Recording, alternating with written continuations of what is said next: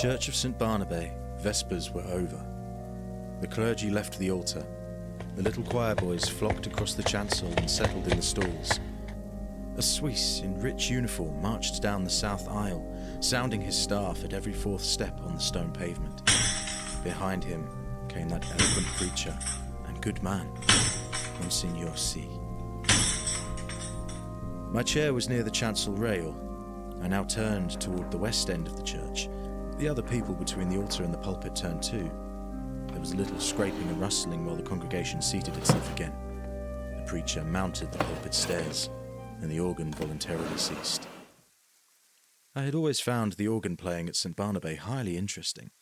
Learned and scientific it was, too much so for my small knowledge, but expressing a vivid if cold intelligence. Moreover, it possessed the French quality of taste.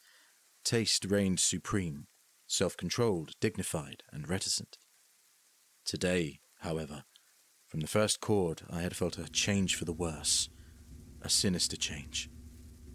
During Vespers it had been chiefly the chancel organ which supported the beautiful choir, but now and again, quite wantonly as it seemed, from the west gallery where the great organ stands, a heavy hand had struck across the church at the serene peace of those clear voices.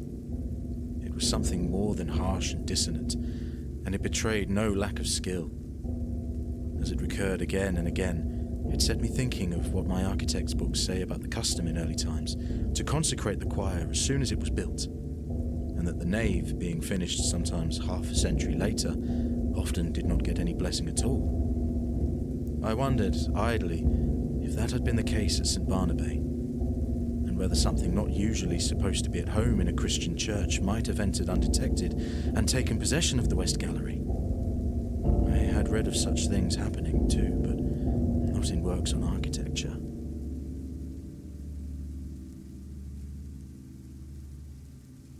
Then I remembered that St. Barnabé was not much more than 100 years old, and smiled at the incongruous association of medieval superstitions with that cheerful little piece of 18th century Rococo. But now Vespers were over, and there should have followed a few quiet chords, fit to accompany meditation while we waited for the sermon. Instead of that, the discord at the lower end of the church broke out with the departure of the clergy, as if now nothing could control it. I belong to those children of an older and simpler generation who do not love to seek for psychological subtleties in art, and I have ever refused to find in music anything more than melody and harmony. But I felt that in the labyrinth of sounds now issuing from that instrument there was something being hunted. Up and down the pedals chased him, while the manuals blared approval. Poor devil, whoever he was, there seemed small hope of escape. My nervous annoyance changed to anger. Who was doing this? How dare he play like that in the midst of divine service? I glanced at the people near me. Not one appeared to be in the least disturbed. The placid brows of the kneeling nuns still turned towards the altar, lost none of their devout abstraction under the pale shadow of their white-head dress. The fashionable lady beside me was looking expectantly at Monsieur C.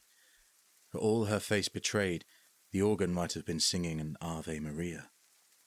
But now, at last, the preacher had made the sign of the cross and commanded silence. Silence in the church! I turned to him, gladly. Thus far I had not found the rest I had counted on when I entered St. Barnabé that afternoon. I was worn out by 3 nights of physical suffering and mental trouble. The last had been the worst, and it was an exhausted body and a mind benumbed and yet acutely sensitive which I had brought to my favourite church for healing, for I had been reading The King in Yellow.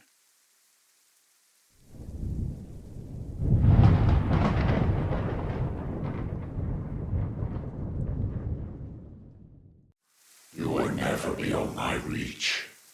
I have been with you always.